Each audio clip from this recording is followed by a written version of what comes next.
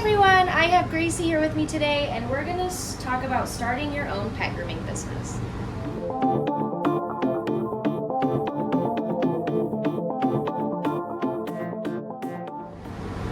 So there's a lot that goes into starting and owning a business.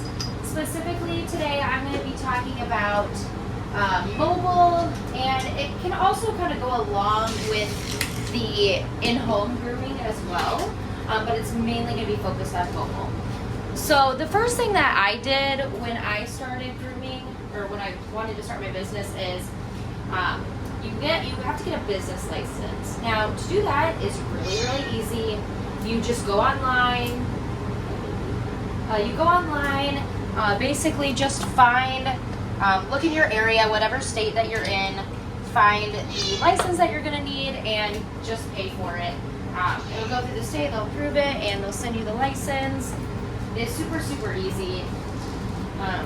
So it's not that much either. I think the first time's like a couple hundred, and then after that, depending on your state and stuff, it's like $75 a year or something. So it's really not a hassle. You'll have to come up with a business name. Make sure that the business name is approved, because you don't want to be stealing someone else's business name or have the same as anyone else, same with the logo. So you get a business license, work on your logo, and then I had to search for a van. So that was one of the hardest things. I would have done it differently if I could do it again.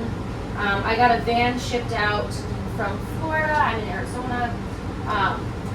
Getting a van shipped out isn't the problem. It's the fact that it was built by someone who isn't a groomer. So I always suggest the company Wagon Tails. That's the van I have now. This is my third van. So it's definitely something that I would suggest after what I've been through. Don't make the same mistake as me. So get a Wagon Tails van, and they have several different kinds of vans. So they have the one that I'm in, which is called the Dynagroom, and then they have like bigger vans, they have smaller vans, and they even have a trailer. So you have the options there. If you go on their website, it'll actually tell you pricing, and you can add certain things. You can get rid of certain things, like I could have added like a TV and a stereo. I did not do that, but I did add a mini fridge and extra vents. So it depends on your state, it depends on your needs and preferences and everything that you want in your van. So definitely go on that website, because that's a great place to look. She loves when I rub on her tail, you can tell. Very sweet heart. Maybe I know you just want to rub on the pole, but I have to face this way for a second. So then you'll try to find out what you want to do. If you want to do mobile or in-home. If you want to do mobile, you're going to look for a van. You're going to have to get commercial vehicle insurance.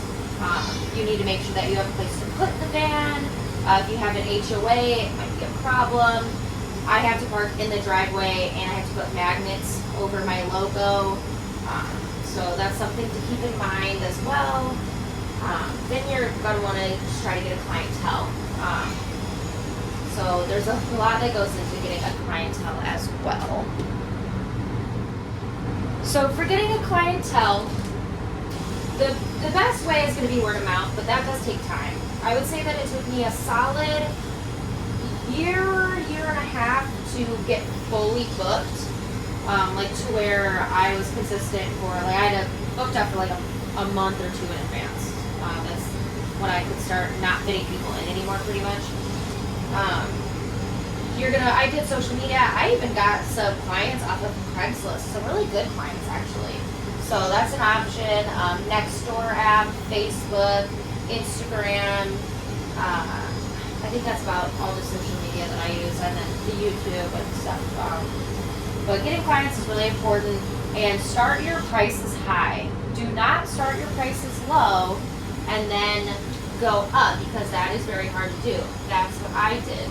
My prices used to be at, I think, like $45, and now mine are $90. So, and it's very hard to do that, because people get used to your prices, and you don't want to shock them, and then inflation goes up every year, and it's a pain in the butt to consistently go up in pricing. So start at a good price. Check around in your area, call around other mobiles, call around salons, and see what they're charging. Obviously, you're going to charge a convenience fee, a little bit higher than a normal like brick and mortar salon. So keep that in mind as well. But yeah, call around to get your pricing. Don't just kind of come up with one on your own. And then you're going to decide which areas you service. When you're starting out, I service like everywhere. Like I even went an hour and a half out. Now I go 25 minutes tops, maybe. So figure out where you want to service. Sometimes it is hard to get clients at the beginning. So if you want to start further out and then change your service area later on, that's definitely an option, something you can absolutely do.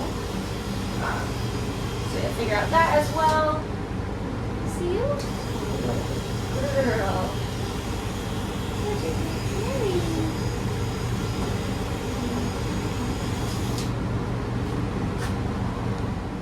Alright, the next is going to be tools and supplies. Again, start off with the right thing. Don't go with the cheap supplies and then later on you're going to have to get the better supplies. And starting off with cheap supplies is bad because your grooms will show that your supplies are cheap. You'll get better grooms if you have better tools. So it's really good to just start off with the better things and then you end up spending more money because then you have to get the better things later on. So if you're going to invest into starting a business, invest the right way and start off right because you're going to regret it and it's going to end up not working as well in your favor as it could. So definitely do it right the first time. Get the right tools and supplies. I always am linking stuff. I'm going to make an Amazon store so you guys can kind of see what I use and what I have. If you guys have any questions, please comment on this video because in the 4 years that I've had my business alone, especially mobile, I've learned such good tools to be using. So please ask and I will help you give you all the tools that I use and things that I like, things that I didn't like. So it's definitely important. Your grooves will show your quality of your tools. So get good tools and you already have a better outcome of having good grooves. So super, super important as well. All right, then we're going to talk about release forms. Very important. What this business is a liability. I have not had any problems personally in the 4 years that I've owned my business, but I've heard of people having problems, and it happens. You know, you might cut an animal, and then they have to go to the vet, and liability form is going to protect you. So it's going to basically say that, oh, I can have your pet in my care. Then it's going to go over veterinary information. If something happens to the animal, you have, they'll allow you to take it to the vet, or they'll take it to the vet and kind of deal with it then. It goes over pictures and photographs that any pictures that you take of the animal is property of your business. I'd have cancellation fees. Now, I did not implement cancellation fees in the beginning, which depending on your business and how much business you have is fine, but they're going to have to be implemented, so it's best to just start out with them. My cancellation policies got a little bit stricter as I groomed a little bit more because, you know, people take advantage, not necessarily on purpose, but that's just how it works out.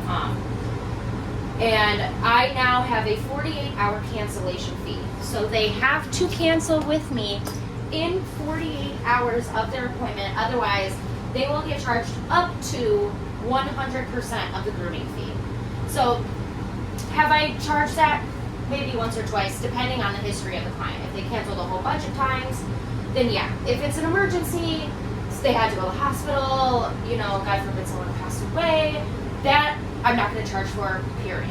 Accidents happen, things happen. I don't charge for that.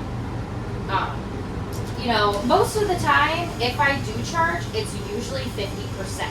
But I have it in my policy that I charge up to 100% because, you know, you do have some people that are consistent canceling, and those people, you know, you have that policy in sync with them because you're consistently losing out on money. And we can't have that because this pays our bills. So cancellation policies are really important, part of the liability form. There's so much benefits in that liability form, and it saves your butt. So definitely have one. What are you looking at? Yeah, buddy. You guys shave your tummy. So yes, definitely have a liability form. If you have any questions on that as well, feel free to ask. Super, super important part of your business. Alright, the next is going to be scheduling. So I typically give a half an hour window for all of my appointments. So my first appointment was at 7 o'clock, my next appointment was at 8 to 8:30. Yeah, so I do a half an hour window. Now I require them to be home for that window. I've gone to houses and people are like, oh, I'm 10 minutes away. Well, I can't afford that 10 minutes because now you're pushing me behind schedule. So also in my liability form is if you're not there within 15 minutes of my arrival, I have to leave and you get charged 100% because you are supposed to be there. So I do that as well, give a half an hour window, and it all depends on how fast you can groom. So if you can groom, so if you know your first appointment's going to take you an hour, and then your next appointment's 10 minutes away.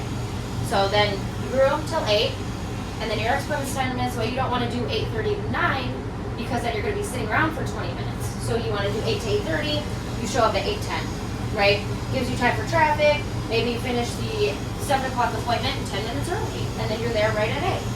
So it's really important to have that window and make sure you require them to be home because people think that it's a window for them, but it's a window for us based off of our schedule. You know, internet companies give you a 4-hour window. People stay home all day. So it's important that they have the same respect and that we have the same boundaries because our schedule is hard to tell all the time. So it's important to have that and know how to schedule. So make sure you know how long it takes you to groom certain animals. And with new ones, it's hard to tell how long it's going to take you, which is totally understandable. So I always give myself a little bit extra time. So in that case, I'd start at 7 and maybe do my next one at 8:30 to 9 because I don't know this dog. Maybe it's matted, maybe it's bigger than they said it was. You know, there's factors that go into it that maybe you don't know and are unexpected and going to take you a little bit longer. And you don't want that leaving you late to the next person because that's not fair to them. So make sure that you are scheduling appropriately for what you can do and where they're located and if it's a new dog or not, etc. It's so super important. Shave your little leg.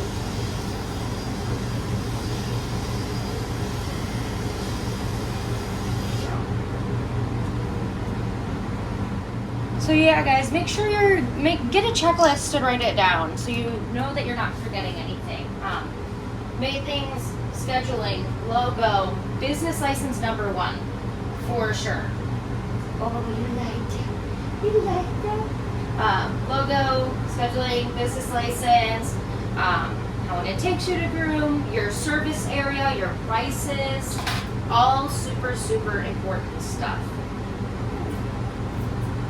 Tools as well, very important. Make sure you have all the tools you need. I can try to come up with a checklist for you guys if you need me to, or ask me, or I can make a video about that.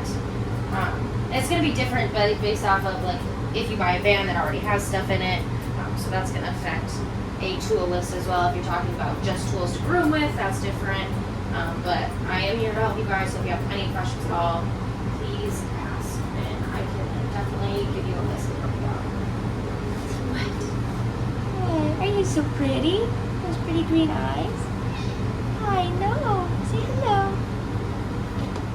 So yeah, guys, the most important things here are going to be the business license and the liability form. Just start there. And also, one thing that I do too is weight limits. So I started doing any weight dog. That's what I did in the beginning to get any customers I possibly could because I just wanted the business, which is fine. But now I do a lot smaller of a weight limit because, man, let me tell you, over time, does my back hurt. Hurt. My whole body, my shoulders, my back, it's awful. So take care of yourself because it'll bite you in the butt later on. So maybe take them in the beginning, that's fine. But be cautious. If your body's starting to hurt or if you know you can't lift something, listen to your body because you will regret it. You don't want to have to end up getting surgery because you took a dog that was too big. Plus, that's also another liability. If the dog is too big for you to handle and you try to groom it, it jumps and hurts itself and you can't catch it because you're going to break your back or your arms, then, you know, that it is ultimately your fault, you know. Also, one thing I forgot to mention, insurance. Get a general insurance. That covers if you cut a dog, if a dog runs away. That is super important. I've never had that happen to me. I think one dog got loose once the owner had it in their possession. It wasn't my fault. But that's so important. And always carry a slip lead. I don't have one with me right now. Actually, hold on a minute.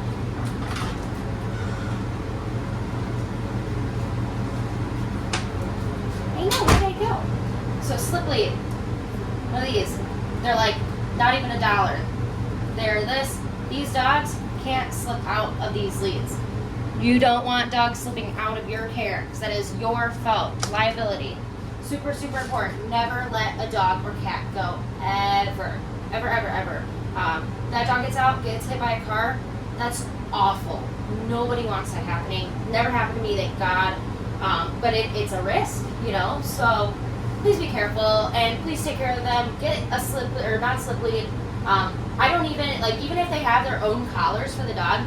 A lot of the times I'll still put the dog on a slip lead because, you know, a lot of times they don't want to put the collar too tight on their dog, so it's not tight and they'll slip out. I have had a dog slip out, so it happens. Whether you think it's going to happen to you or not, it's going to happen. Just like it's bound to happen that you're going to cut a dog or a cat. As much as you don't want to admit it, people that have been grooming for 30 years still cut animals. We're working with live things. It happens. So liability, slip leads, non-slip leads, very, very important. Tell them, Graycie. Tell them. All right, guys. Thank you so much for watching today. If you have any questions, want any lists of anything, the insurances that I use, my liability form, anything at all, I am here. Ask away, and I can do everything I can to help you out. Thanks for watching, and make sure to click to subscribe, and we'll see you next time. Say bye, Graycie. Say bye. Let me see that butt. Yes, I know. Say bye.